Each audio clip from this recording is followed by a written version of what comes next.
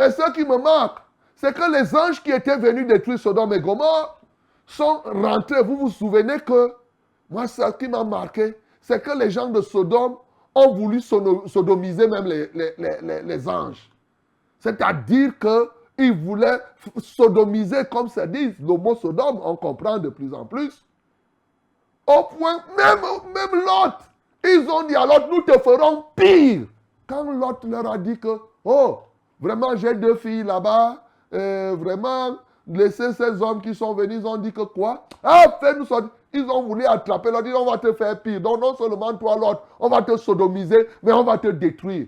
Il a fallu que les anges retirent Lot, et les anges les ont frappés d'aveuglement, tel qu'ils ne reconnaissaient même plus la porte. Mais écoute, pendant que les anges font comme ça, et que la famille de Lot vit ce témoignage vivant, les anges prennent leur bouche et parlent à Lot.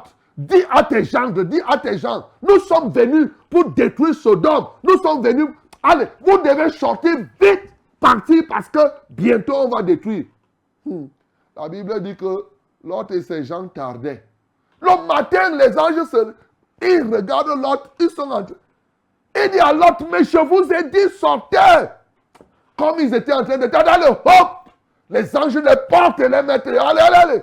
Sortez, nous allons dire. Parce que Dieu avait décidé. C'est Dieu qui fait toutes choses à sa manière. Alors, pendant qu'ils vont sortir, pour qu'ils arrivent au territoire qu'ils ont appelé Tsoar, ils sortent. Ils disent à Lot, comme nous te faisons sortir là, ne regarde pas derrière, va jusqu'à ce que tu arrives à telle ville, à tel endroit, avant qu'on enclenche le feu. Mais qu'est-ce qui s'est passé? Sa femme a suivi, non? Il a suivi la consigne.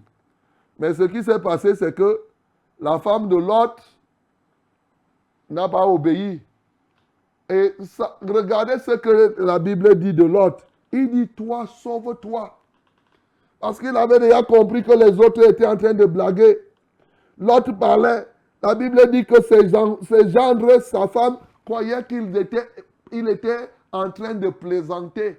Comme quand je parle souvent ici, il y en a qui pensent que je suis en train de plaisanter. Ce sera ce qui se passera, mon bien-aimé. Il est dangereux pour toi de croire que je prends tout mon temps comme ça pour venir te parler et que je plaisante. Il y en a qui prennent ça à la légère.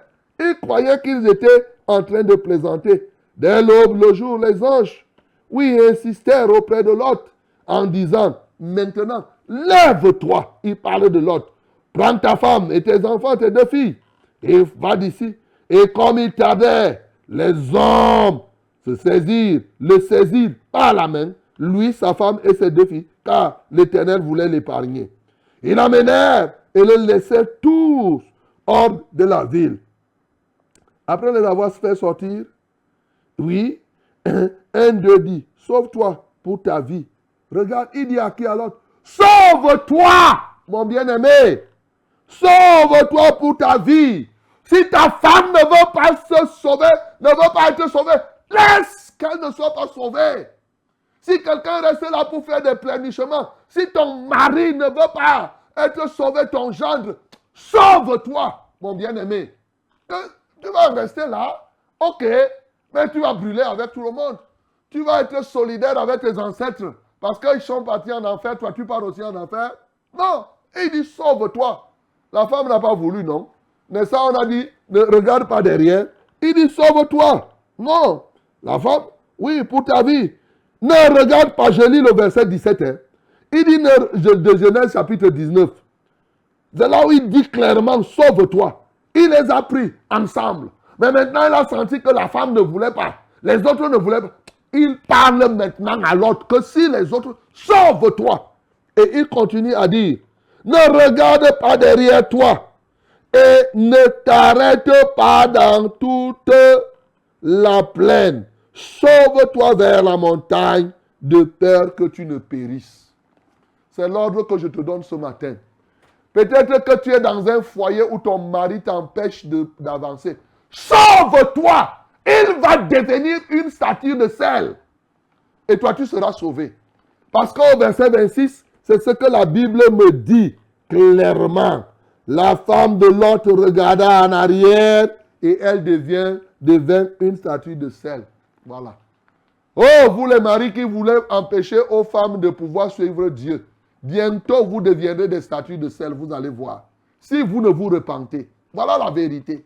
Et toi, la femme aussi, quiconque, n'importe quoi simplement, c'est tout.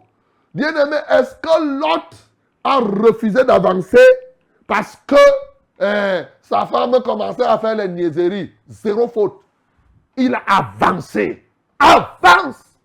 Tu dois porter des fruits indépendamment. Tes enfants sont d'accord ou pas d'accord. Toi, sauve-toi. Sauve-toi. Tu vas être solidaire. Tu as déjà vu qui être solidaire au feu. Tu as déjà vu quelqu'un qui dit que non. On est en train d'enterrer quelqu'un et mettez-moi dans le même cercueil. Jamais, jamais, jamais, jamais. Mais je vous ai toujours dit, même si quelqu'un pleure comment, il devient sage devant la tombe. Dès qu'il arrive là-bas, il fait semblant pour qu'on l'arrête. J'ai souvent dit, n'arrêtez personne. Qu'il aille tomber là-bas. Il ne va jamais. Vous avez déjà vu quelqu'un tomber dans la tombe là parce qu'il est en train de pleurer? Non! Ils sont conscients. Donc, bien-aimé, ce matin, je veux t'amener à comprendre qu'importe les problèmes sociaux que tu peux avoir, je ne dis pas que tu n'as pas de problème.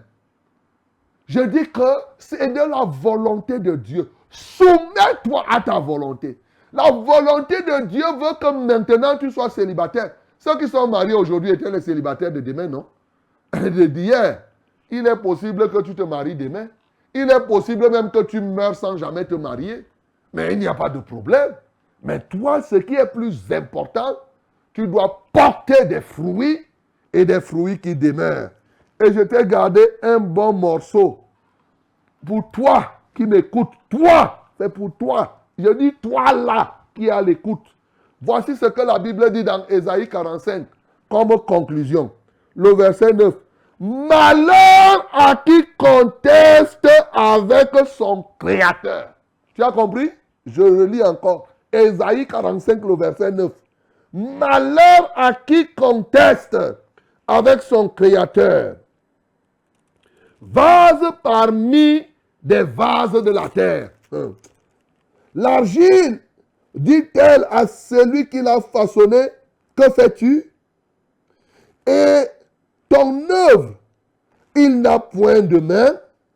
Malheur à qui dit à son père, pourquoi m'as-tu engendré? Et à sa mère, pourquoi m'as-tu enfanté? Ainsi parle l'Éternel, le Saint d'Israël et son Créateur. Veut-on me questionner sur l'avenir, me donner des ordres sur mes enfants et sur l'œuvre de mes mains?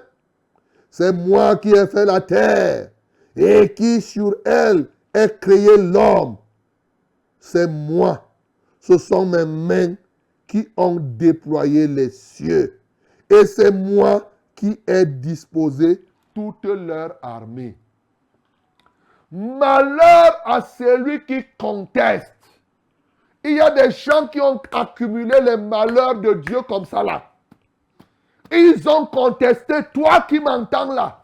Tu vois, il a déjà dit depuis que malheur à celui qui conteste. Combien de fois tu as déjà contesté? Une contestation, malheur. Une deuxième contestation, malheur. Une troisième, malheur. Regarde combien de fois tu as accumulé malheur, malheur. Et tu passes ton temps à te plaindre. C'est toi-même qui es devenu un accumulateur de malheur. Oui, parce que tu as contesté. Tu es vase parmi les vases de la terre. Tu n'es que l'argile. Tu te mets à juger Dieu. Pourquoi il fait ça? Pourquoi ceci? Et si c'est comme ça, pourquoi alors il m'a engendré? Malheur. Si c'est ceci, ceci, malheur. Regarde comment tu as accumulé les malheurs, mon bien-aimé. Ce matin donc, je te donne une occasion. Dieu te donne par ma bouche une occasion. Repends-toi pour que ces malheurs ne continuent plus à te tourmenter. Repends-toi. Reconnais que tu as contesté Dieu.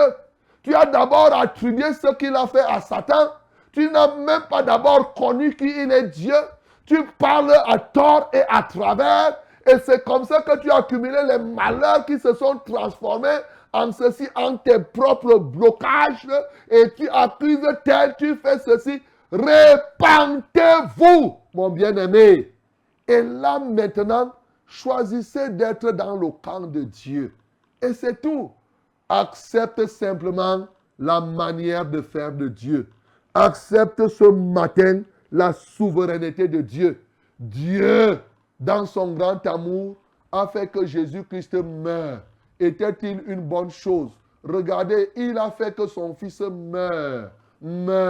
Il a prévu le châtiment. On a crucifié, on a mis les clous sur Jésus. Pom, pom, en bonne et due forme, alors qu'il n'a rien fait. Regarde, toi tu as les petits trucs là, tu penses que c'est Dieu qui a permis que Jésus-Christ soit crucifié, oui ou non?